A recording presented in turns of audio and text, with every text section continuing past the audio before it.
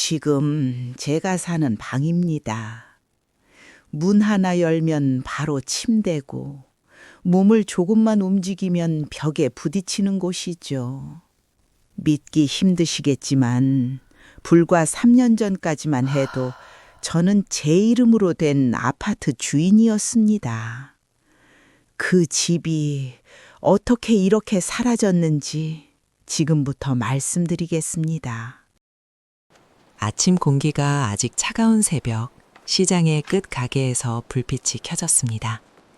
아직 다른 가게들은 철문을 내린 상태였고 그 사이 하나만 환하게 빛나는 곳이 있었습니다.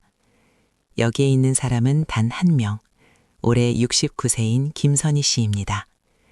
그녀는 아직 아무도 깨어나지 않는 새벽에서 밥의 향기로 하루를 시작했고 그 일은 오늘로 수십 년째였습니다. 새벽 4시마다 눈을 떠 이미 차갑게 내린 온도 속에서 손을 빗봐 몸을 깨웠고 그 루틴은 날씨와 무관하게 반복되었습니다. 가게는 작았습니다. 아주 작은 가게였고 반찬이 놓인 유리장의 간에는 그녀가 새벽부터 하나하나 손으로 만든 김치와 장조림이 들어 있었습니다. 김치를 만들 때 그녀의 손은 빠르게 움직였고 고춧가루가 손등까지 붉게 올라왔습니다. 그 붉은색은 그녀의 손 위에서 오래도록 남아 있었고 단골 손님 중 한 명은 그녀를 볼 때마다 반찬집 엄마의 손이라고 불렀습니다. 그 손가락은 오랜 세월을 거쳐 거칠어진 손가락이었고 작은 자국들이 여기저기 남아 있었습니다. 반찬을 만들면서 생긴 자국들, 그리고 그 외에도 잊혀진 날들이 남긴 자국들. 단골 손님들은 가게 문을 열기 전에 이미 줄을 서고 있었고 그 줄은 그녀가 만든 것보다는 그녀의 손맛이 만든 것이었습니다. 그런데 그 작은 가게에는 단순히 반찬만 있는 게 아니었습니다. 선희 씨는 남편이 돌아가신 후에 아들 민호를 홀로 키웠습니다. 남편은 민호가 아직 어린아이일 때 세를 떠났고 그때 민호는 겨우 5살이었습니다. 남편이 떠난 날 밤 선희 씨는 잠을 이루지 못했습니다. 밤 내내 천장을 바라보며 앞으로의 날들이 어떻게 될지가 두려웠고 그 두려움은 이불 안에서도 차갑게 몸을 감싸는 것처럼 느껴졌습니다. 옆에서 민호가 잠들어 있었고 그 아이의 작은 숨소리가 이불 사이에서 들려왔습니다. 그 숨소리가 그녀에게는 유일한 위안이었습니다. 그 이후의 모든 날은 선희 씨의 손으로 버텼었습니다. 비 오는 날에도 가게에 나와 장을 팔았고 눈이 내려 발이 미끄러운 날에도 새벽에 일어나 준비했습니다. 장이 잘 팔리지 않는 날에도 그녀는 다음 날 또 새벽에 일어났습니다. 때로는 팔리지 않은 장을 집에 가져가 민호와 둘이 먹었고 그때 민호는 엄마, 오늘 거가 더 맛있잖아 라고 말했고 그 한마디가 그녀의 하루를 다시 세웠습니다. 가게 문을 닫는 날 저녁 시장이 조용해지는 시간에 선희 씨는 유리장애 앞에 잠깐 앉아 있었습니다.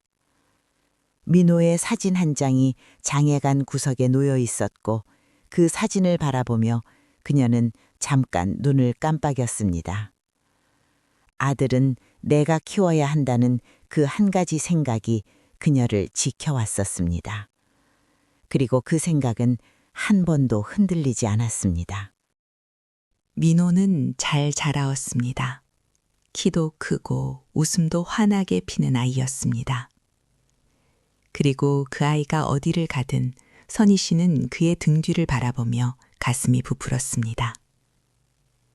민호가 학교에서 돌아와 엄마의 가게 앞에 서면 선희 씨는 아직 팔아야 할 장이 남아있는 걸 신경도 못 쓰고 그 아이의 얼굴만 바라볼 수 있었습니다. 그 아이가 웃으면 그녀도 웃었고 그 아이가 배고프다고 하면 그녀는 장조림을 한 접시 더 퍼주었습니다. 민호가 천천히 커가는 사이에도 선희 씨는 여전히 그 작은 가게에서 같은 자리에 앉아 있었습니다. 그리고 그 자리가 그녀에게는 세상 전부였습니다. 그리고 어떤 날 민호는 결혼을 했고 얼마 안 되어 손주도 생겼습니다. 손주가 처음 태어난 날 선희 씨는 병원 복도에서 두 손을 모으고 기다리었습니다. 기다리는 그녀의 손이 아주 작게 떨었고 발이 앞으로 나아가고 싶었지만 그녀는 자리를 지켰습니다. 간호사가 할머니, 손자입니다. 라고 말했을 때 그녀의 눈가가 이미 붉어졌습니다. 아직 아무것도 본 게 아닌데 이미 눈물이 고여 있었습니다. 손주의 작은 손이 그녀의 손가락을 붙잡았을 때 그녀는 그 아이의 온기를 느꼈습니다. 그리고 그 온기는 오래 잊혀진 것 하나를 다시 떠올려 주었습니다. 그때 선희 씨는 가장 환하게 웃었습니다. 그녀의 눈은 환하게 빛나었고 잔잔한 눈물까지 고여 있었습니다. 세상 부러울 게 없었습니다. 그리고 그 행복한 날들이 지나고 어떤 날 저녁 민호는 어머니에게 전화를 했습니다. 평소와 다르게 그날 저녁의 전화는 조금 늦었습니다. 평상시엔 낮에 간단히 엄마 나야 라고 한 후 끊는 아이였는데 그날은 밤이 깊어진 후에 전화가 왔었습니다. 선희 씨는 잠깐 불안해져서 소화기를 들었고 민호의 목소리는 평소보다 조금 조용했습니다. 엄마, 우리 집이 좁아. 아이가 크니까 방이 필요해. 선희 씨는 그냥 웃었습니다. 그냥 가볍게 아무 일 아닌 듯이. 그래? 좀 더 벌면 넓은 집 가면 되지. 그녀에게는 아들이 하는 말이 그냥 아무 날의 이야기처럼 들렸습니다. 밖에서는 날이 어두워져 가는 소리가 들리고 있었고 그녀는 아무 생각 없이 핸드폰을 잡은 손을 가볍게 흔들었습니다. 그런데 민호가 잠깐 침묵했고 그 침묵 끝에 조용히 말했습니다. 엄마 집 팔아서 조금만 도와주면 우리 가족 집 하나 제대로 살 수 있어. 엄마도 우리랑 같이 살면 되잖아. 그 말이 끝나는 순간 선희 씨의 손이 잠시 멈췄습니다. 휴대폰을 쥔 손이 묘하게 무거워진 것처럼 느껴졌고 가슴 한가운데가 깊게 내려앉는 느낌이 들었습니다. 그녀는 한동안 아무 말도 하지 못한 채 그대로 서 있었습니다. 하지만 곧 다른 생각이 마음속을 채워왔습니다. 아들과 손주와 함께 살게 될 날들, 따뜻한 거실에서 손주의 웃음소리가 울려 퍼지는 모습, 작은 아이가 할머니 곁을 이리저리 뛰어다니는 장면, 그리고 그 모든 장면 속에 자신도 함께 있는 모습. 그것은 그녀가 평생 마음속에 품어왔던 꿈이었습니다. 그 꿈은 집의 크기가 아니라 그 안에 있는 사람들의 온기였습니다. 물론 망설임이 없었던 것은 아니었습니다. 그 집은 단순한 부동산이 아니었기 때문입니다. 남편과 함께 살았던 집이었고 남편이 마지막 숨을 거둔 곳이었으며 아들이 처음으로 걸음을 떼던 공간이기도 했습니다. 그 집의 벽 하나하나에는 그녀의 평생이 스며 있었습니다. 특히 거실 한쪽, 남편이 늘 앉아있던 자리에는 아직도 그 사람의 기척이 남아있는 것 같아 그 앞을 지날 때마다 선희 씨의 발걸음은 저절로 느려졌습니다. 그리고 그 평생의 값은 3억 원이었습니다. 계약 전날 밤 선희 씨는 집안을 천천히 한 바퀴 돌았습니다. 남편이 앉아있던 자리에 잠시 앉아보았고 벽에 손을 대어 보기도 했습니다. 차가운 벽 너머로 오래된 온기가 아직 남아있는 듯 느껴졌습니다. 민호의 어린 시절 키를 재던 문 옆에는 날짜와 키가 적힌 작은 메모들이 아직 붙어 있었습니다. 그 앞에 서서 선희 씨는 한참 동안 움직이지 못했습니다. 그날 밤 그녀는 거의 잠을 이루지 못했습니다. 결국 그녀는 집을 팔았습니다. 부동산 중개소에서 계약서를 앞에 두고 앉았을 때 펜을 쥔 손이 잠깐 떨렸습니다. 도장을 찍는 순간 눈가가 붉게 달아올랐고 그녀는 조용히 눈을 몇 번 깜빡였습니다. 이삿날 짐이 모두 빠져나간 뒤 선희 씨는 텅 빈 거실에 혼자 서 있었습니다. 남편의 온기가 남아있던 그 자리는 이제 아무것도 없는 빈 공간이었고 그녀의 시선은 그곳에서 한동안 떠나지 못했습니다. 문이 닫히는 소리가 울렸을 때 그녀는 또 한 번 눈을 깜빡였습니다. 그 소리는 오랫동안 귓속에 남아 있었습니다. 통장을 아들에게 건네던 순간 그 종이 위의 숫자들은 단순한 숫자가 아니었습니다. 새벽마다 시장에 나가던 날들, 민호가 아파 밤을 새웠던 시간들, 남편과 함께했던 온기 있는 순간들, 그 모든 세월이 그 얇은 통장 한 장 안에 들어 있었습니다. 그때 민호는 그녀의 손을 꼭 잡고 말했습니다. 엄마, 걱정 마. 엄마 방 제일 좋은 걸로 해줄게. 그 말이 들린 순간 선희 씨는 눈을 깜빡였습니다. 그리고 아주 작게 거의 들리지 않는 목소리로 고마워라고 했습니다. 민호의 손이 그녀의 손을 감싸고 있었고 그 온기가 아까 떨었던 그 손을 다시 진정시켜 주었습니다. 그녀는 그 손을 바라보며 잠깐 눈을 내려 깜빡였습니다. 아들의 약속이 그녀에게는 새로운 날들의 시작처럼 느껴졌습니다. 그리고 그때는 그 약속이 진심이었다고 믿었습니다. 그때부터였습니다. 민호의 전화가 조금씩 짧아지기 시작한 것이. 처음에는 여전히 하루에 한 번은 울렸습니다. 엄마, 집 보고 있어요. 조금만 더 기다려요. 그 말이 들릴 때마다 선희는 반찬을 묻히던 손을 잠시 멈추고 고개를 끄덕였습니다. 아들은 보이지 않았지만 그 목소리만으로도 그녀는 자신이 아직 아들의 삶 속에 있다는 느낌을 받을 수 있었습니다. 그러나 어느 순간부터 전화는 하루를 건너뛰었고 이틀을 넘기기 시작했습니다. 휴대폰 화면은 켜졌다 꺼지기를 반복했고 그 작은 불빛에 선희의 시선이 자주 붙잡혔습니다. 반찬통 뚜껑을 닫다 말고 계산기를 두드리다 말고 그녀는 습관처럼 화면을 들여다보았습니다. 아무 알림도 없는 화면이 유난히 넓고 비어 보였습니다. 어느 날 저녁 선희는 조심스럽게 먼저 전화를 걸었습니다. 몇 번의 신호음 끝에 민호의 목소리가 들려왔습니다.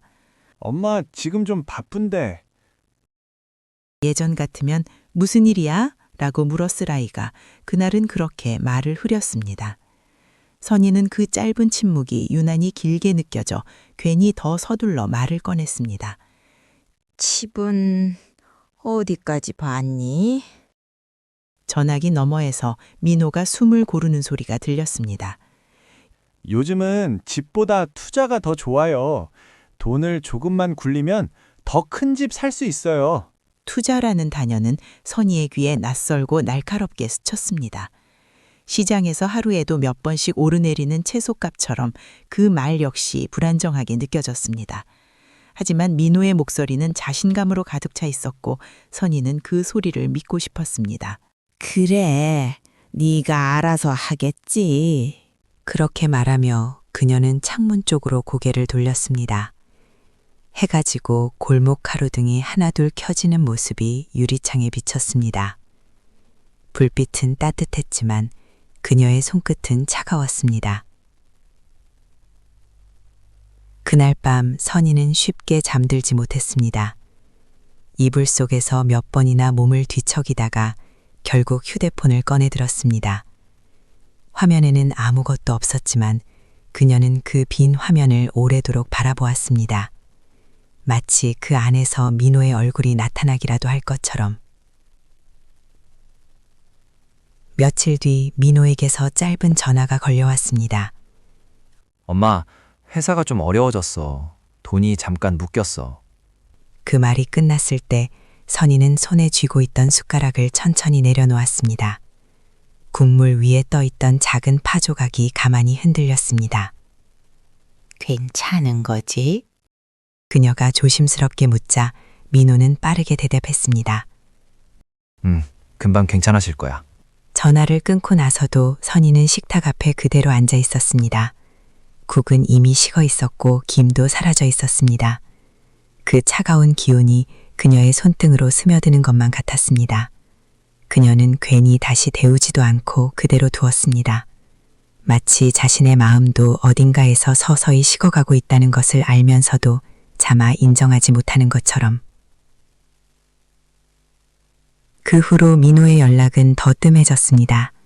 선희는 휴대폰을 가방에서 꺼냈다가 다시 넣기를 반복했습니다. 괜히 전화를 걸어 아들을 더 힘들게 하는 건 아닐까 하는 생각이 손끝을 붙잡았기 때문입니다. 그래서 그녀는 그저 기다렸습니다. 반찬을 만들며 가게를 정리하며 어둠이 내려앉은 집에서 혼자 밥을 먹으며 기다림 속에서 선희는 자주 창가에 섰습니다. 유리창에 비친 자신의 얼굴이 예전보다 낯설게 느껴졌습니다. 늘어진 눈가의 잔주름과 굳게 담은 입술이 그녀가 말하지 못한 마음을 대신 말해주는 것 같았습니다.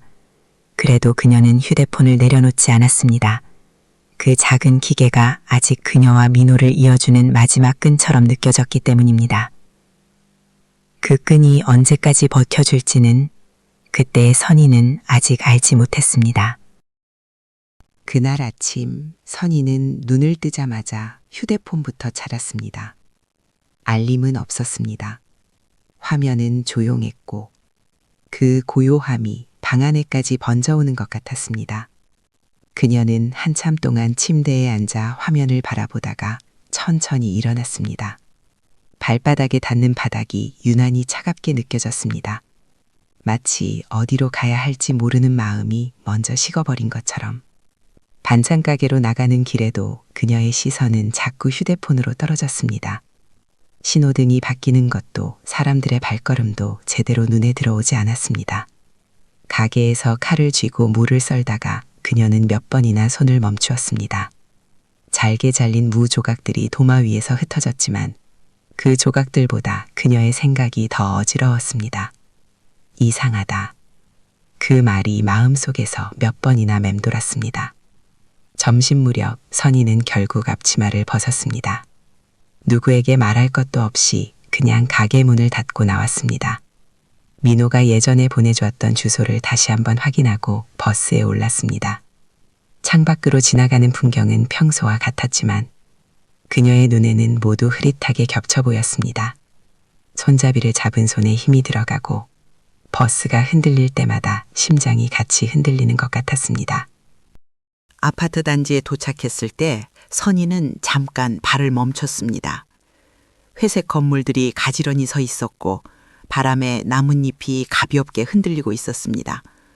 평범한 풍경이었지만 그녀에게는 낯설고 멀게 느껴졌습니다. 엘리베이터 문이 닫히는 소리가 유난히 크게 울렸습니다. 층수가 하나씩 올라갈수록 그녀의 숨은 더 짧아졌습니다. 문 앞에 섰을 때 선희는 초인종을 누르지 못하고 한참 서 있었습니다. 손이 문 손잡이 근처에서 맴돌다가 다시 내려왔습니다. 혹시라도 문이 열리지 않으면 그 사실을 마주해야 할 것 같아 서졌습니다. 그래도 결국 그녀는 버튼을 눌렀습니다. 짧은 벨소리, 그리고 침묵. 다시 한번 눌렀지만 안쪽에서는 아무 기척도 느껴지지 않았습니다. 복도에 울리는 자신의 숨소리만 또렷하게 들렸습니다. 그때 옆집 문이 열리며 누군가 쓰레기를 들고 나왔습니다. 선희는 조심스럽게 물었습니다. 저기 여기 사는 분. 그 사람은 잠깐 그녀를 보더니 무심하게 말했습니다. 아, 거기요? 이미 이사 갔어요. 한 달쯤 됐을 거예요. 그 말이 공기처럼 그녀의 몸을 파고들었습니다. 선희는 다시 문을 바라보았습니다.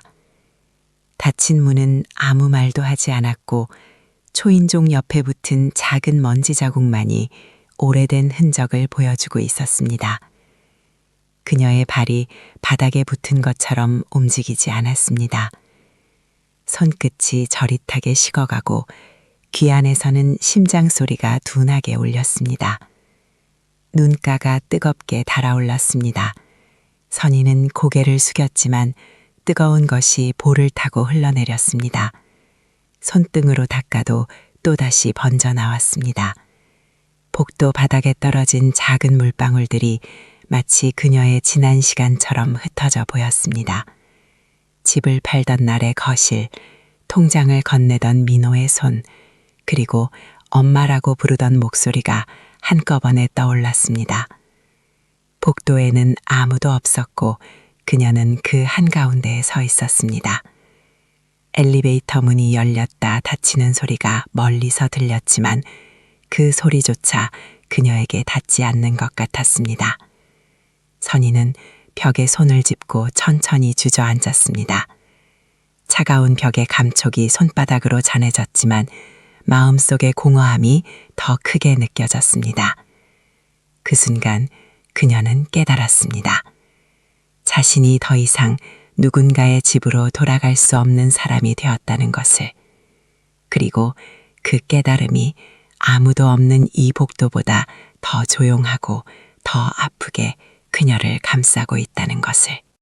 고시원의 아침은 늘 같은 소리로 시작됐습니다. 복도 끝에서 누군가 컵라면 뚜껑을 여는 바스락거리는 소리, 공용 화장실 문이 닫히는 둔탁한 소리, 그리고 어디선가 들려오는 낮은 기침 소리. 그 사이에서 선희는 작은 방 안에 앉아 벽에 붙은 시계를 바라보고 있었습니다. 초침이 움직일 때마다 방 안의 공기가 조금씩 앞으로 밀려나는 것처럼 느껴졌습니다. 침대 끝에 앉은 그녀의 손에는 휴대폰이 들려 있었습니다. 화면은 켜져 있었지만 아무 알림도 없었습니다. 그래도 선희는 그 화면을 내려놓지 못했습니다. 마치 그것을 내려놓는 순간 민호와의 마지막 연결까지 끊어질 것만 같았기 때문입니다. 그녀의 손가락이 화면 가장자리를 따라 천천히 움직였고 그 작은 움직임이 마음의 불안을 대신 말해주는 것처럼 보였습니다. 공영 부엌에서 컵라면을 끓여 돌아오는 길, 선희는 벽에 걸린 작은 거울에 비친 자신의 얼굴을 잠깐 보았습니다. 예전보다 눈밑이 더 어두워져 있었고 입가에는 힘없이 내려앉은 주름이 보였습니다. 그녀는 괜히 고개를 돌렸습니다. 그 얼굴이 자신이 원하던 노후의 모습과 너무 달라서였습니다. 방으로 돌아와 라면을 먹으면서도 그녀의 시선은 자꾸 휴대폰으로 갔습니다. 젓가락을 들었다 놓았다를 반복하다가 국물이 식어버린 것도 뒤늦게 알아차렸습니다. 따뜻해야 할 것이 차갑게 식어가는 그 느낌이 그녀의 하루와 닮아 있었습니다. 어느 날은 벨 소리가 울리지도 않았는데 그녀가 먼저 휴대폰을 들여다보았습니다. 착각이라는 걸 알면서도 혹시나 하는 마음이 먼저 움직였습니다. 그렇게 몇 번이고 화면을 켜고 끄는 사이 시간은 아무 말 없이 흘러가고 있었습니다. 선희는 종종 창문 없는 방 안에서 민호의 얼굴을 떠올렸습니다. 어린 시절 반찬가게 앞에서 그녀를 부르던 그 목소리, 엄마라고 부르며 달려오던 모습, 그 기억들이 이 작은 방 안에서 요란히 크게 울리는 것 같았습니다. 그녀는 그 소리를 놓치지 않으려는 사람처럼 귀를 기울였습니다. 그녀가 원하는 건 사실 아주 단순했습니다. 돈도 아니고 집도 아니었습니다. 그저 전화기 너머에서 들려오는 엄마라는 그 한마디였습니다. 어느 저녁 복도에 어두움이 내려앉을 무렵 선희는 침대에 앉아 두 손으로 휴대폰을 감싸 쥐었습니다. 화면은 여전히 조용했지만 그녀의 손은 미세하게 떨리고 있었습니다. 그 떨림 속에는 기대와 두려움이 함께 섞여 있었습니다. 혹시라도 전화가 오지 않을까? 그리고 혹시라도 다시는 오지 않을까? 그 작은 방에서 선희는 오늘도 기다리고 있습니다. 아무도 보지 않는 그 자리에서 아무도 듣지 못하는 마음으로 민호라, 한 번만이라도 엄마라고 불러줬으면. 여러분은 정말로 자식에게 전 재산과 인생을 맡길 수 있으신가요? 이 이야기는 특별한 누군가의 비극이 아니라 지금 이 영상을 보고 계신 바로 우리 모두의 이야기일지도 모릅니다. 오늘 이 사연이 단 한 분에게라도 나는 어떻게 준비하고 있는가를 돌아보게 만들었다면 이 영상은 이미 제 역할을 한 것입니다. 부디 혼자 감당하지 마시고 한 번 더, 한 번만 더 스스로를 지켜보시길 바랍니다. 이 이야기를 잊지 않으셨다면 좋아요와 구독으로 다음 이야기도 함께 해주세요. 여러분의 인생은 그 무엇보다 소중하니까요.